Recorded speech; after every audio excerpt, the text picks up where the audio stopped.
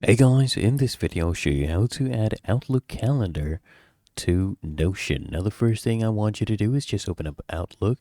On the left hand panel, click on calendar, and then here click on view. Come here and click on calendar settings. Now on this page, click on shared calendars. I want you to scroll down until you see publish a calendar. So we're going to publish a calendar, so just click on this drop down, select your calendar you want to publish, select the permissions. In this case, I'll do can view all the details and we'll go ahead and publish this. Now scroll down and then click on this, click on copy link. As you can see, the link has been copied. And now just come to Notion and I want you to type in /embed. Okay, and then click here on embeds.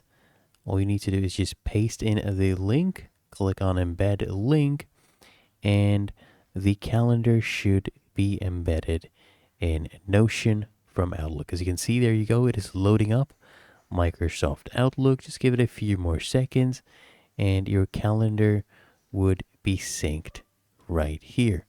Okay, just make sure you sign in.